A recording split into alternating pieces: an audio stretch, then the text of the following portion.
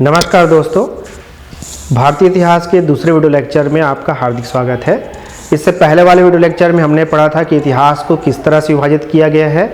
इसके बाद हमने ये भी जाना था कि किस काल विशेष में स्तनधारियों का विकास हुआ, और उसके बाद आज हम पढ़ेंगे भारत में पाषाण युग के बारे में। तो अब सबसे पहले ये समझ लेते हैं कि इस कालक्रम को पाषाण युग क्यों कहा जाता था। इसे पाषाण युग इसलिए कहा जाता था क्योंकि इस समय जो मनुष्य औजार के रूप में जैसे यूज करता था वो किससे बना होता था, पाषाण से बना होता था या पत्थर से बना होता था। इसीलिए इस काल विशेष को क्या नाम दिया गया, इसलिए इस काल विशेष को नाम दिया गया पाषाण युग नाम दिया गया। अब कल वाले वीडियो लेक्चर में हमने देखा था कि भारत में पाषाण युग खोज करने का जो श्रेय है वो जाता है रॉबर्ट ब्रूस फूट को, है ना। और इन्होंने कब खोजा था, 1863 में खोजा था। और कहां पर खोजा था, पलवरम नामक स्थान पर खोजा था। और जो पलवरम नामक स्थान है वो मद्रास के पास स्थित है या चेन्नई के पास स्थित है, ठीक है। अब उसके बाद जो जॉन लुबाक नाम के जो इतिहासकार हुए, उन्होंने पाषाण युग को दो भागों में बांटा था। कौन कौन से दो भागों में, पूरा पाषाण काल और नव पाषाण कालों में, ठीक है। फिर बाद में यह देखा गया कि इन दोनों के बीच एक संक्रमण काल भी था, और उस काल में भी मनुष्य के जीवन में बहुत सारे विकास आए थे। तो इसलिए एक नया काल बनाया गया, उस काल का नाम क्या रखा गया, मध्य पाषाण काल, ठीक है, मध्य पाषाण काल। तो इस तरह से अब पाषाण काल को तीन भागों में बांटा जा चुका है।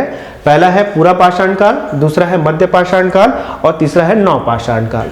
अब ये इस पाषाण काल को तीन भागों में क्यों बांटा गया है, उसका सबसे बड़ा कारण ये है कि जैसे जैसे समय बीतता गया वैसे वैसे मनुष्य के द्वारा बनाए जाने वाले औजारों की तकनीकी में परिवर्तन आता चला गया, उनके जीवन स्तर में परिवर्तन आते चला गया। इस चीज को ध्यान में रखते हुए पाषाण युग को तीन भागों में बांटा गया है, पूरा पाषाण युग, मध्य पाषाण युग और नव पाषाण युग में, ठीक है। फिर बाद में जो एडवर्ड लॉरेट नाम के जो इतिहासकार हुए, उन्होंने पूरा पाषाण काल को फिर से तीन भागों में बांट दिया, निम्न पूरा पाषाण काल, मध्य पूरा पाषाण काल और उच्च पूरा पाषाण काल, ठीक। तो आज हम इन सारे चीजों के ऊपर विस्तृत रूप से चर्चा करेंगे।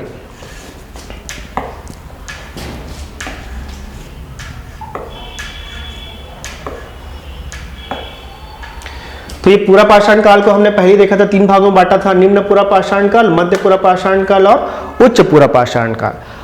पूरा पाषाण काल को इसलिए भी तीन भागों में बांटा गया है क्योंकि इन तीनों कालों में लगातार उनके द्वारा प्रयोग किए जाने वाले औजारों में तकनीकी परिवर्तन आने लगा था, जिसकी वजह से पूरा पाषाण युग को फिर से तीन भागों में बांटा गया है।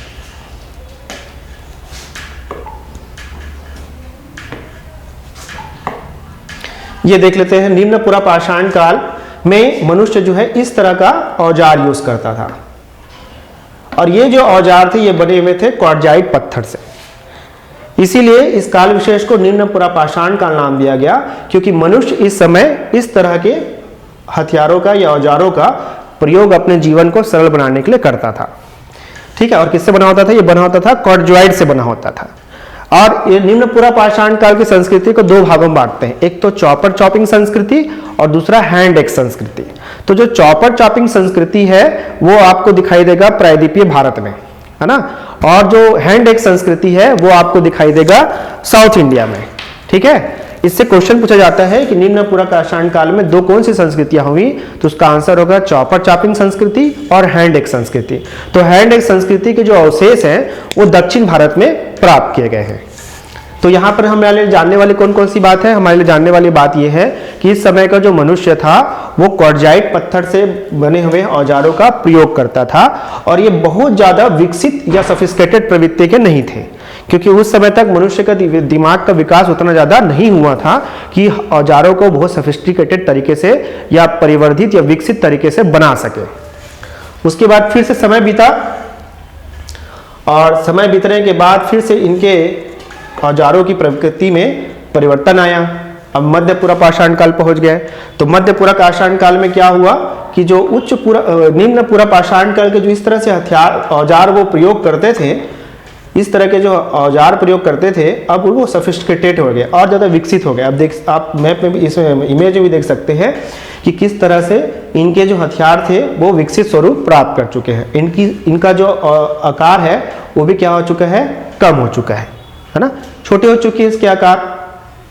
और जो ये आजू बाजू का जो हिस्सा है, ये जो हिस्सा हो गया, ये जो हिस्सा हो गया, इसको और धारदार बनाया जा चुका है।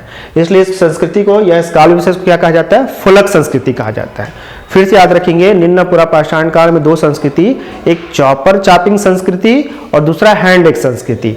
और मध्य पुरा पाषाण काल में औजारों को या जो हथियार वो यूज करते थे उसको और ज्यादा उन्होंने सोफिस्टिकेटेड कर दिया। इसके जो आजू बाजू के जो फलक थे उसे और धारदार बना दिया। इसलिए इस काल की संस्कृति को क्या कहा जाता है? फलक संस्कृति भी कहा जाता है।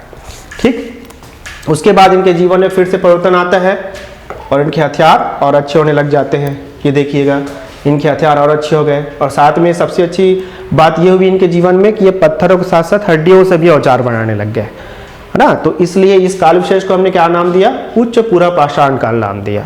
और यही वो काल विशेष था जिस काल विशेष में होमो सैपियन का अस्तित्व में आया। इससे पहले वाले वीडियो लेक्चर में हमने देखा था कि किस तरह से मनुष्य का विकास हुआ था। तो हमने ये भी देखा था कि जो सबसे पहला मनुष्य था वो क्या था? ऑस्ट्रोपिथिकस था। उसके बाद होमो हैबिलिस आया, उसके बाद होमो इरेक्टस, होमो निएंडरथल, होमो सैपियंस। तो होमो सैपियंस का जन्म किस काल विशेष में होता है? उच्च पुरा पाषाण काल में होता है। और होमो सैपियंस का मतलब ही होता है कि बुद्धिमान प्राणी। इसलिए आप देख सकते हैं कि इनके द्वारा जो बनाए गए औजार थे अब ये पत्थरों के साथ साथ हड्डियों का भी प्रयोग कर रहे हैं। ठीक, ये कौन कौन से काल हो गए? 3 काल हो गए। एक हो गया आपके निम्न पुरा पाषाण काल हो गया, है ना। फिर से एक बार रिवाइज कर लेते हैं। एक निम्न पुरा पाषाण काल हो गया, इसको हमने बताया था कि इसको 2 भागों हमने बांटा, चॉपर चापिंग संस्कृति और हैंड एक्स संस्कृति। तो हैंड एक्स संस्कृति के जो एविडेंसेस है वो कहाँ से हमें मिले हैं? वो दक्षिण भारत से मिले हैं, हैंड एक्स संस्कृति के जो एविडेंस है ना। इसके अलावा फिर आप देख सकते हैं कि फिर से इनके जीवन में परिवर्तन आया और इनके औजारों की प्रवृत्ति क्या हो गई है? पूरी तरह से चेंज हो गई है। इनके औजारों के जो आकार थे वो कम हो गए और साथ में इनके आजू बाजू के हिस्से को और ज्यादा धारदार बना दिया गया। फिर उसके बाद आप देखेंगे कि जब उच्च पुरा पाषाण काल के कालक्रम में आप जब आएंगे तब हम देखते हैं कि इस समय का जो मनुष्य था वो पत्थरों के साथ साथ हड्डियों से भी औजार बनाने लग चुका था। और इस काल विशेष में ही किसका जन्म हो चुका है? होमो सैपियंस का जन्म हो चुका है। ठीक, अब ये देख लेते हैं कि ये जो संस्कृति है वो किस स्थल विशेष में पाई गई है। संस्कृति के अवशेष किस स्थल विशेष में पाई गई है, देख लेते हैं। तो जैसे आप देखेंगे कि यहाँ पर मतलब निम्न पुरा पाषाण काल की जो संस्कृति है उसके अवशेष कहाँ मिले हैं? सोहन वैली में मिले हैं, उसके बाद थार के मरुस्थल में मिला है, फिर मेवाड़ में मिला है, छोटा नागपुर के पठार में मिला है और बेलन नदी घाटी में मिला है, जो कि कहाँ स्थित है? उत्तर प्रदेश में स्थित है। इसी तरह से हम देख सकते हैं कि मध्य पुरा पाषाण काल के साक्ष्य कहाँ कहाँ मिले हैं? तो बेलन नदी घाटी में मिला है, लूनी वैली में मिला है, सोन नदी और नर्मदा नदी घाटी में मिला है, भीमबेटका में मिला है ना। तो इन सारे जगहों पर किसके साक्ष्य मिले हैं? मध्य पुरा पाषाण काल के साक्ष्य मिले हैं। फिर उसके बाद हम आगे बढ़ेंगे, उच्च पुरा पाषाण काल के साक्ष्य कहाँ कहाँ मिलेंगे? तो ये भी भीमबेटका में मिलेगा, बेलन नदी घाटी में मिलेगा और सोन नदी घाटी में मिलेगा। ठीक, उच्च पुरा पाषाण काल के जो एविडेंसेस है। तो इस तरह से हम बोल सकते हैं कि निम्न पुरा पाषाण काल और मध्य पुरा पाषाण काल और उच्च पुरा पाषाण काल के जो अधिकतर जो अवशेष है वो भीमबेटका, नर्मदा नदी घाटी, सोन नदी घाटी और बेलन नदी घाटी में हमें प्राप्त हुए हैं। और मैंने पहले ही बता दिया है कि इसका नामकरण किस आधार पर किया गया है? इसका नामकरण किया गया है तकनीकी परिवर्तन के आधार पर। और वो तकनीकी परिवर्तन किस में हो रहा है? वो तकनीकी परिवर्तन इनके द्वारा प्रयोग किए जाने वाले औजारों में हो रहा है। अब इनका जीविकार्जन करने का प्रमुख साधन क्या था? तो ये 2 तरीके से अपना जीविकार्जन करते थे। पहला तो था कि ये शिकार करते थे और दूसरा फूड का कलेक्शन करते थे, फूड गैदरिंग करते थे, मतलब खाद्य का संग्रहण करते थे। तो इनके पास जीविका के 2 साधन थे। पहला तो ये कि शिकार करते थे और दूसरा क्या करते थे? ये खाद्य का संग्रहण करते थे। तो खाद्य संग्रहण का जो बेसिकली काम है वो महिलाएं करती थी और जो शिकार का काम है वो कौन करते थे? पुरुष करते थे। ठीक है। और अभी तक जो इनकी सोसाइटी है वो बैंड सोसाइटी है, मतलब समता मूलक सोसाइटी है। इसमें ऊंच नीच का भेदभाव नहीं है। तो इस सोसाइटी की एक बहुत बड़ी विशेषता हो गई।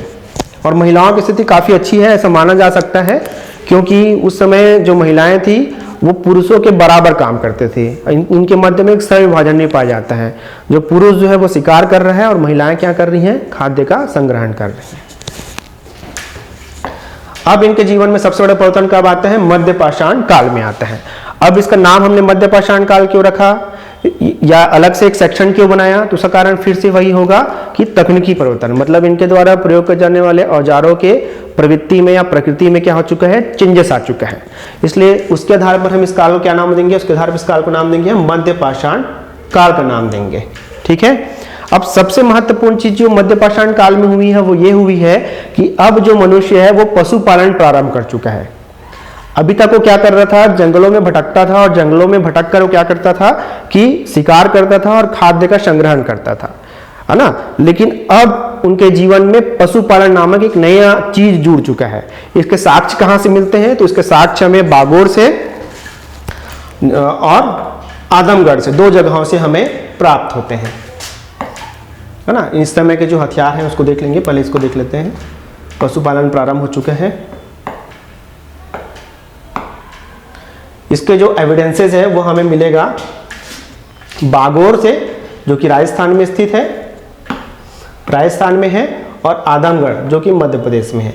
इन दोनों के ऊपर क्वेश्चंस पूछा जा चुका है कई कॉम्पिटिटिव एग्जाम्स में।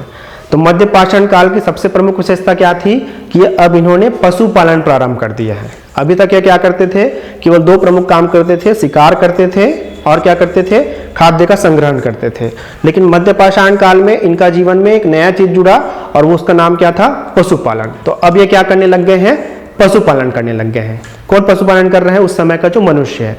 और मैंने पहले ही बताया कि उच्च पूरा पाषाण काल में किसका जन्म हो चुका है, होमो सैपियंस का जन्म हो चुका है। और होमो सैपियंस का जो मस्तिष्क था अपने जो पहले वाले जो होमो इरेक्टस हैं या होमो हैबिलिस हैं उनसे मस्तिष्क हमारा ज़्यादा बड़ा था। इसकी वजह से हमारे में सोचने, समझने और तर्क करने की क्षमता ज़्यादा थी। तो इसी की वजह से अब हम क्या करना चालू कर देंगे इस काल विशेष में, इस काल विशेष में उस समय का जो मनुष्य होगा वो पेंटिंग करना चालू कर देगा। ये पेंटिंग करने लग गया। अब पेंटिंग के साक्ष्य कहाँ से मिले हैं, तो पेंटिंग के साक्ष्य भी हमें मिले हैं भीमबेटका से, और इसके अलावा कहाँ से मिला है, सुंदरगढ़ से, संबलपुर से। तो सुंदरगढ़, संबलपुर ये जगहें कहाँ पर है, उड़ीसा में है, और भीमबेटका कहाँ पर है, मध्य प्रदेश में है। तो अब मनुष्य क्या कर रहा है, पेंटिंग कर रहा है। तो इस तरह से हम बोल सकते हैं मध्य पाषाण काल में दो प्रमुख चीजें हो रही। क्या हो रही है, पहले तो ये कि वो पशुपालन करना प्रारंभ कर रहा है, जिसके एविडेंसेस कहाँ से मिले हैं, बागोर और आदमगढ़ से। और दूसरा चीज क्या कर रहा है, वो पेंटिंग करना प्रारंभ कर दिया है। तो पेंटिंग करने के अवशेष कहाँ से मिलते हैं, भीमबेटका से, है ना। तो इसके ऊपर कई बार क्वेश्चन पूछा जा चुका है कि पहली बार मनुष्य के जो पेंटिंग करने के साक्ष्य हैं वो भारत में कहाँ पाए जाते हैं, तो उसका आंसर क्या होगा, भीमबेटका। और भीमबेटका कहाँ पर है, मध्य प्रदेश में है। इसके अलावा उड़ीसा में कहाँ से मिले हैं, सुंदरगढ़ से भी प्राप्त हुए हैं और संबलपुर से भी प्राप्त हुए हैं। ठीक है। और इस तरह से पूरे भारत में करीब 5000 ऐसे स्थल हैं जहां पर मनुष्यों के द्वारा बनाए हुए पेंटिंग हमें नजर आते हैं। तो पेंटिंग का प्रारंभ होता है मध्य पाषाण काल में प्रारंभ होता है। और एक विशेषता क्या है इनके जीवन की, इनके जीवन की एक विशेषता यह है कि इनके द्वारा जो प्रयोग किए जाने वाले जो हथियार हैं वो और ज़्यादा छोटे हो जाते हैं। आप देख सकते हैं कि बहुत ज़्यादा छोटे हो गए हैं, है ना। 1 से 6 सेंटीमीटर के बीच में इनकी लंबाई है और ये बहुत ज़्यादा छोटे हो गए। तो छोटे होने की वजह से अब क्या हो गए, इनका आसानी से और ज़्यादा औजार बनाने में हम प्रयोग कर सकते थे। यही वो काल था जिस काल में मनुष्य अब किसका प्रयोग कर रहा है, तीर धनुष का प्रयोग करना प्रारंभ करेगा। तो तीर धनुष का प्रयोग करना कौन से काल में प्रारंभ करेगा, मध्य पाषाण काल में प्रारंभ करेगा। साथ ही में अब इनके जीविकार्जन का एक नया स्रोत भी जन्म होगा और उस स्रोत का नाम क्या है, मछली पालन। तो मछली का शिकार करना भी प्रारंभ करेगा। कब प्रारंभ करेगा, वो मध्य पाषाण काल में प्रारंभ करेगा। ठीक है। तो मध्य पाषाण काल मनुष्य के जीवन का बहुत ही इंपॉर्टेंट काल है। एक बार मैं फिर समराइज कर देता हूँ इस काल विशेष में क्या क्या हुआ।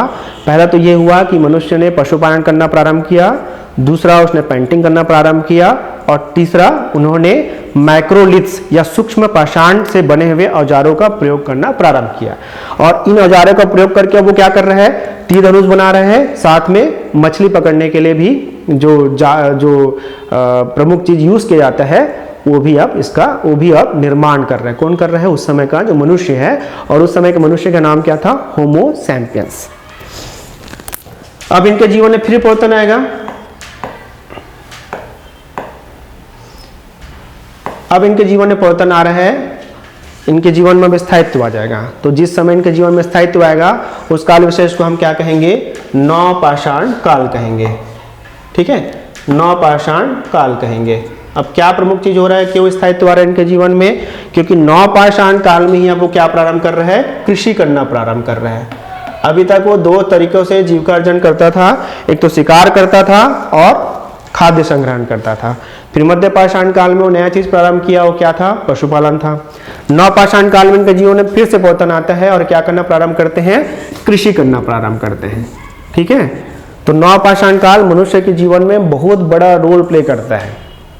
अब ये कृषि करना प्रारंभ कर चुके हैं, तो कृषि के सबसे पुराने साक्ष्य कहाँ मिलते हैं, मेहरगढ़ से। इसके बारे में भी कई बार क्वेश्चन पूछा जा चुका है कि मनुष्य के कृषि करने का साक्ष्य सबसे पहले भारतीय उपमहाद्वीप में कहाँ मिला था, तो उसका आंसर क्या होगा, मेहरगढ़, है ना। और सबसे पहले किसकी इसने खेती करना चालू किया था, तो गेहूं की खेती करना प्रारंभ किया था। और किस काल में इसने प्रारंभ किया था, नवपाषाण काल में किया था। अब नवपाषाण काल में इनके जीवन में क्या आ चुका है, स्थायित्व आ चुके हैं। तो स्थायित्व क्यों आया है, क्योंकि ये कृषि करना प्रारंभ कर चुके हैं और कृषि करना प्रारंभ करने की वजह से अब प्रारंभिक गांव भी नजर आएंगे और साथ में ही कृषि, अब चूंकि कृषि कर रहे हैं तो कृषि से जो सामान उत्पादित होगा, जो अनाज उत्पादित होगा, उस अनाजों का भंडारण भी करना पड़ेगा। तो अनाजों के भंडारण करने के लिए किसकी जरूरत पड़ेगी, बर्तन की आवश्यकता पड़ेगी। तो सबसे पहले मिट्टी के बर्तन भी हमें कहाँ नजर आएंगे, नवपाषाण काल में ही नजर आएंगे। ठीक, तो नवपाषाण काल मनुष्य के जीवन में बहुत बड़ा रोल प्ले करता है। यही वो काल था जिस काल में मनुष्य ने कृषि करना प्रारंभ किया। कृषि करना प्रारंभ करने की वजह से इनके जीवन में स्थायित्व आया। स्थायित्व आने की वजह से प्रारंभिक ग्राम के साक्ष्य मिलने लग जाएंगे। अब चूंकि ये कृषि कर रहा है, कृषि से उत्पादित अनाज है, तो उस अनाज को स्टोर करके रखने के लिए ये मृदभांड का या मिट्टी के बर्तन का प्रयोग करने लग जाएंगे। तो यही वो काल विशेष होगा जिस काल में हमें मिट्टी के मृदभांड पहली बार हमें नजर आएंगे। तो इसलिए नवपाषाण काल मनुष्य के जीवन का सबसे इंपॉर्टेंट कालक्रम है। ठीक है, अब ये कृषि की जो प्रक्रिया थी वो क्यों संभव हो पाई, या कृषि करना क्यों मनुष्य प्रारंभ कर पाया, क्योंकि उस समय एक बार फिर से जलवायु परिवर्तन हुआ था। और जलवायु परिवर्तन होने की वजह से जो मनुष्य पहले गुफाओं में रहता था, अब गुफाओं से निकलकर कहाँ रहने लग गया, मैदानी क्षेत्रों में रहने लग गया। और मैदानी क्षेत्रों में रहने की वजह से अब उनके जीवन में कृषि और मैदानी क्षेत्र में रहने की वजह से उनके जीवन में स्थायित्व आने लगा। ठीक है, तो आज के वीडियो लेक्चर में इतना ही। अगले वीडियो लेक्चर में हम इन पाषाण युग से संबंधित क्वेश्चन पे हम फिर से चर्चा करेंगे। तब तक के लिए धन्यवाद।